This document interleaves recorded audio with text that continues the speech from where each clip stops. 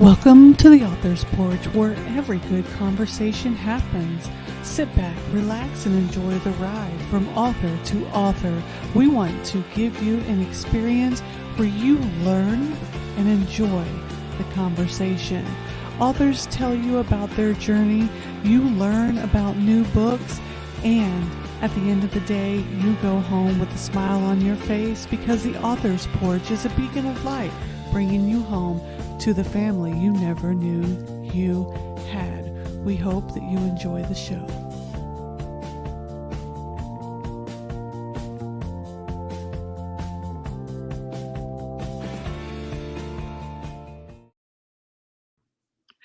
Hey everybody, welcome to the Author's Porch, where every great conversation happens, and we are extremely blessed today to have on the show Richard Paolinelli. How are you doing, Richard? Doing very well. If we were a little warmer weather right now, I could have actually set up on our porch to do this, but a little too cold to be broadcasting outside right now. You know, I was like, Colorado, I wonder how cold it is. Oddly enough, it's warmer this time of year than it was last year. Last year we were getting bombarded with snow, and the just a little bit earlier today, I was out and people are out in shorts. And it's only 44 degrees, but to us, that is like, we're turning on the air conditioner in about 5 more degrees. It's very warm. I bet, 44 degrees here in Texas, and we're ready to just go somewhere else for the winter because it's too much. I spent a few years down south and down in Texas. So yeah, it's funny to watch you guys drive on ice. Hilarious. We don't. We closed down. We closed down. Seriously, we had a little bit of a winter storm, and the university that I work for full time actually closed down for 2 days. Yeah, We're not doing it. We're not doing it. So, guys, let me give a little intro to Richard. So before we go here talking about the weather the entire time, because we could do it because I was in Colorado during a winter storm for training with the military, and it's no joke there. But Richard is the co-founding publisher of Tuscany Bay Books and an author of books himself, and we're going to get into his books later on. But when I was looking up Tuscany Bay Books, I was sitting here and it was award, and I was like, wow. So you got Helicon Award winners, New Apple Award winners, Reader's Choice Award winners, Dragon Award finalists for Best Science Fiction Novel, National Indie Excellence Awards, Amazon bestsellers. I was like, you've got the best of the best there at Tuscany Bay Books. Congratulations. Thank you. We are definitely trying. And we just brought on Lori Janeski, who brought in a Realm Makers Award as a best new author a couple of years ago. So yeah, we are attracting some very good authors who have some incredible stories for people to read, and I'm just hoping more people find them and just dig in, because we have plenty. If I were to move my head, I'll slide a little bit. That shelf that you see above the shoulder, those are all of our books that we have published. And yeah, I mean, you could probably fill a whole year just reading what's on that shelf, and we're adding more. I think last count our schedule is out to 2026. And we're sitting at about maybe another 30 books between now and then. Very interesting. Can you give us a background on how Tuscany Bay Books started? What was the dream behind it? Well, it started because I was a guest on a show called The Writer's Block that was broadcast on LA Talk Radio. I had just published my first book, traditionally published. They booked me on the show. And I was originally supposed to just appear on radio, call in, and I wound up moving down there where the show's broadcast from within like a half hour. So I call them up and go, look, I'm going to come in studio because I've never done one in studio and I want to give it a shot. So I go in, I do the show, and I must have done really, really good, because about a month later, the host calls up and he goes, you and I live like less than a mile apart. And I just had a guest bail on me. Do you have anything going on? Well, people who know me know that's a question you don't need to ask. There's always something going on around me. So I said, yeah, I just got a new book that I just released. I said, come on in. So I did that, and then he starts calling me to fill in for when his co-host would not be available. And that kind of grew into me becoming a regular co-host. So I would go over to his house, get in his car, we'd drive into the studio because the LA freeway system does not need any more cars than it already has. So we would talk about what we're going to do with the show and everything. And we got to talking about doing a book together because Jim wrote Westerns and I had an idea for one. So we're like, okay, well, why don't we collaborate? We'll write one together. So we're in the middle of doing that. Jim goes, well, look, you've got Tuscany Bay Publishing, which is something I had started years before. We weren't doing books, we were doing other stuff. And I go, yeah, because at that time I had kind of soured on traditional publishing. I wanted to do my own. So I had just reactivated Tuscany Bay Publishing, was going with that. He goes, I've got Black Dog Publishing. Why don't we combine them? We'll name it, I think we threw a couple of things out and finally settled on Tuscany Bay Books. And we'll start our own publishing imprint, and we'll see if we can get this thing to go. We'll have our own publishing house. We'll bring in people, because we were talking to authors who are like, yeah, I'm trying to get signed up, but it's hard to get in. So we were going to open that up to that group of people who were having trouble getting their books published. So about late 2017, early 2018, we launched Tuscany Bay Books. And we kind of got off to a slow start. We knew it was going to take a while, but I would say within the last maybe 2 years, we started getting a lot more interest. And especially since I would say probably this last July, it's really everything that we had talked about doing started falling into place. And you and I were talking earlier, Jim passed away in June. So he didn't get to see what has transpired the last 7 months. And even I sometimes sit back and go, wow, where did this come from? Because we got, like you said, we've been adding people who are bringing in award-winning books. They're winning awards now. We've got one book, a book I wrote, which is currently in development to be a feature film. And this is only the last 7 months. So yeah, I mean, this is how it got started. And I look back on what we talked about 5 years ago, and I don't think either one of us would have seen this. But, I'm glad we've done it, and I'm eager to see what the next 5 years brings. Yeah, it sounds like an amazing future for the publishing house that you have. The genres, I saw science fiction, Western, non-fiction.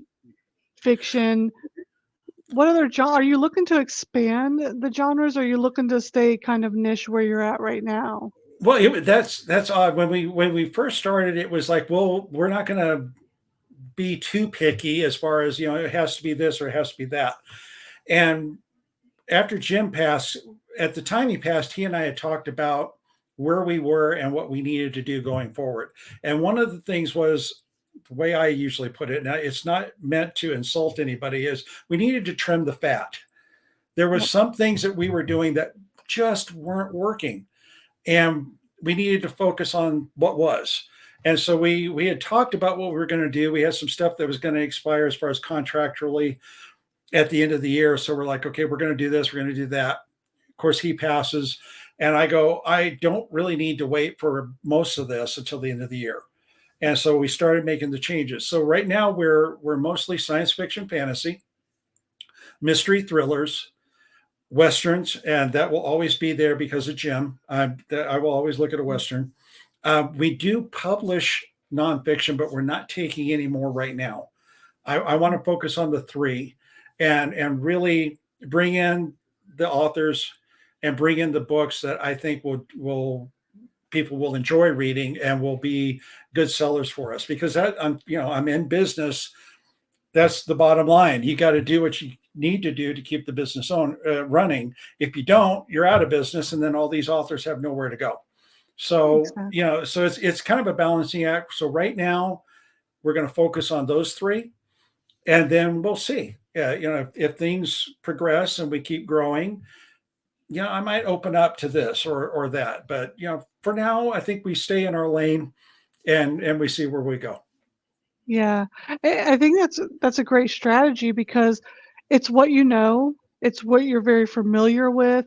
Looking back at your career as a very well-established author, you know, you started freelance writing back in 1984, and Mhm, you were a lead writer in elite comic sci-fi fantasy series, mhm. Seadragon. It's right there. Yeah.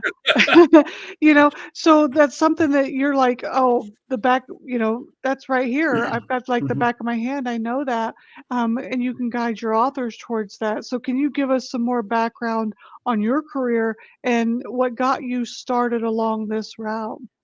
Well, like you said, it was back in '84, and there is no truth to the rumor that we actually used the chisel into the stone tablets and sent our stuff in by pterodactyl. I want to put that down right now. I'm not that old, but I did. You know, I had a typewriter, and I had a little cubby in my room where the typewriter was, and I had some stuff above. Oddly enough, the first short story I ever wrote and submitted to a magazine, I got a rejection letter back, and it was brutal. As far as this guy had claimed I had committed a sin against the English language. I mean, it was harsh. And I talking to some authors who get those, they're like, I'm going to quit. Why am I? I'm not going to put myself through that. Mhm. I got mad when I read that. I'm like, no, no, no, no, no, no. We're not going this route, bud. I'm going to prove to you just how wrong you are. So I put that letter right above my typewriter for 4 years as Wow. motivation to keep going. So I was doing that. I was doing freelance. I was doing some freelance photography, and then I got a job offer to go work at a daily newspaper. And at that point in time, I needed a steady paycheck because you don't make a whole lot of money as a freelancer as it is. So I took that job and got into sports writing for like 20 some odd years. And when I got tired of staying up till 1 in the morning covering sports, I figured it was time to go back to what I love doing, which is fiction writing. So, I took a leap of faith and just wrote the first book, which was Reservations, and it did well, and the series did well. And then I said, okay, I've got that out of my hair. Now let's get to what I really love writing, which is science fiction.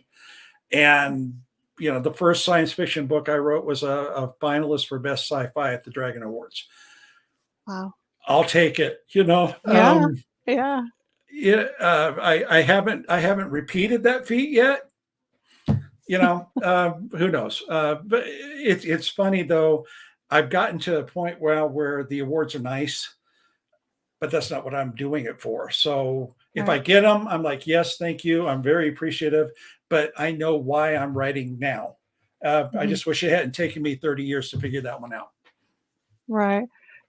Understandable. I think a lot of people, and I look at what you were saying about that putting that paper right above your Mhm. typewriter and saying, "I'm gonna prove you wrong." That's called grit. That's that grit that a lot of people sometimes don't have. They Yeah. see that and it kills their soul, but what they don't understand is that's that motivation that will push you forward to Mhm. the greatness that is inside of you that just needs to be pulled out of you Yeah. that will put you into the career that you're experiencing right now with Yeah. Tuscany Bay Books and your books and stuff. Can you give us a little more insight into the authors that you have within your publishing company and some of the books that they're publishing through you? Well, I'm going to start with Jim Christina. Um, we took all of his books as he had them. I don't know what he was doing when he published his books before we formed our company, but he had like 3 or 4 copies of each book out on Amazon. So when he passed away, I talked to his wife. I said, "Here's what I want to do. We're gonna pull everything off of his account. We're gonna move it to Tuscany Bay, but I'm going to recover everything. So that all of his entire catalog is in one collection with kind of a matching set type book covers. So we've got his. They will always be available. Um, Even the person who will take over for me if I keel over tomorrow, there's a person who will step up and take over, and they know those books stay. for until there's no Amazon anymore, if that's what it takes. So we've got gems because he had such an incredible way of writing his Western stories. They're not Louis L'Amour stories. They're not the hero of the story is a 6'2", chiseled jaw, brute of a guy. It's a really accurate portrayal of how the West was. Yeah. When you read his books, you're there. So we have that. We have Declan Finn, who right now I would say is our number one author, easily, well over me. I mean, I people say who's the best between the two of us. I point at him. We have his 12-book series, the St. Tommy NYPD series, which if you're into Christian fiction and you like a little action thriller suspense going on, with demons and whatnot getting wiped out along the way, that's the series you want to get. He's also writing a White Ops series, which is kind of a space opera, military sci-fi. The 4th book is coming out in a couple of weeks. That's one, if you're a big fan of Babylon 5 type TV show, that's a series. That's a series you want to pick up because it's kind of along that vein. So except for instead of there being a station out in the middle of nowhere, the main character is actually moving around a little bit more. So we have that. We just picked up Roy Griffiths, and I can never pronounce Cthulhu correctly. I probably butchered that. You would think I would learn, but if you're into say it either. if you're into Lovecraft and the Eldritch horror, you gotta get that series because it's not, I mean, it's serious, but it's written, it was almost like Lovecraft, Douglas Adams, and Harry Harrison walked into a bar and said, you know what, let's create a story between the three of us. And Roy was sitting behind them with a steno pad, taking notes. It is, it's horrible. Not horrible as in bad, but I mean, there's this terrible things are going on, but it's funny as all get out at the same time. So you're not going to have nightmares from it, but it's a great series. He's writing his 4th book on it, and I already gave him the green light on the 4th book just on the title. It was like the storeroom of abandoned dreams. It's like, okay, oh, wow. I got to see this one. So we have those two. Like I mentioned, Lori Janeski, the Carter Files. We're republishing her 1st book. Her 2nd book should be out soon. The one I'm getting the most jazzed about is John C. Wright is coming on board, and he created the StarQuest universe and the Bible for this thing, and he built it so that other authors can step in and be a part of it. So the Bible for it is like 130 pages, and you need to read that before you even think about writing in this thing because it is that connected. He's got 12 different ages in StarQuest. He's going to write in StarQuest 12th age, and originally it was going to be a four books series, and then his wife is editing, and she goes, John needed to go back and do a little bit more work on it. It's going to be 6 books now. I'm like, okay. So we made an agreement with John we're going to publish his series. Anything StarQuest will come through us. So the other day I email her and I go, okay, so where are we at? Because I need to start, putting dates in for what we're going to do. She goes, well, John wanted to go back and take a look. I'm like, oh no, how many? And she goes, it's up to 12 books now. Oh, wow. And John, for those who don't know John Wright, he does not write small. So if it's 12 books, each book's going to be about that thick. I may have to print it and type so small you're going to need a magnifying glass to read the book. But I'm really excited about getting that because I'm writing in StarQuest 4th. And interesting. And I talked to John. I said, because my StarQuest books came out first. I thought John would have his out by the time I got mine out, and the other way. So when I found out that was what's going to happen, I wrote a prologue for Galen's Way, which sets the table for the whole StarQuest universe by explaining in that one prologue what's going on. is that the human race has been moved from the Milky Way galaxy to the Andromeda galaxy. We're millions of years in the future, and this is why they had to go. There's a dark, destructive force that's wiping out the Milky Way. So a race of beings swooped in, got everybody out. Yeah. So in that prologue, I kind of set it up, and I was talking to John and Jaji, and I go, okay, would you be offended if I write some pre-migration stories that tell the story of those last years before and leading right up to the point of the last stand while while humanity is being evacuated? And they're like, sure, go ahead. I mean, John's like, I haven't done anything with that, so you can do whatever you want. Mm. Okay, that's like telling a kid, here's the keys to the candy store, get after it. For me, it was like, all right, here we go. So we've got that coming up. You know, I've got my stuff that's coming up. We've got a debut author coming up. Her name is Anne Marie Nicholas. She's got a very interesting book that's going to be coming out probably end of the year, maybe first of next year. We've got Luca Desjardins has a book coming out. If he ever finishes it, Luca. I'm very subtle with my authors, by the way. So yeah, we've got a great talent pool, and I know I'm forgetting somebody. I'm going to get an email here in a minute. Why didn't you mention me? Yeah, Isn't we've that got always this the case? great this great pool of people. Yeah, and I'm every time I open up the submission emails to see if we've gotten anything, is like, who's next? Who are we going to get next? So yeah, we've Yeah. got some really great authors here. Yeah, I was looking at, so I'm a book cover person. I look at book covers Mhm. and that grabs me, right? It just grabs me, and then I look at synopsis. I hate that word. It just gets me every time.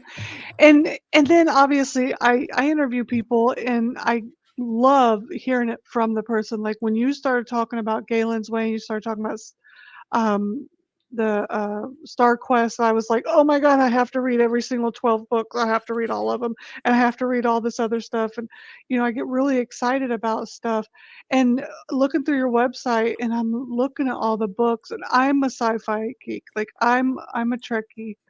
I wasn't a Star Wars person. I was a Star Trek person. I watched Deep Space Nine is my favorite. I will not lie. Quark is my favorite character. I just love that little guy. So, I mean, that's my gig. That's what I actually love to read a lot of. So when I was looking at your website and I'm seeing all this super talented individuals in there, and it's really interesting. And I think that you have an amazing group of individuals. So congratulations on pulling all of those together and just being able to get them all in one place, because that's not Well, an easy feat. we've been very blessed with that. We've actually we're almost a refugee center in a way, because a couple of the authors we picked up came from other houses that did not survive, and Yeah. I knew both publishers. Um, and I was as, oh, well, I can't say I was as sad as they were, because obviously it's not my baby, but I was really really sad to see him not make it. Yeah. It's a rough business to make it.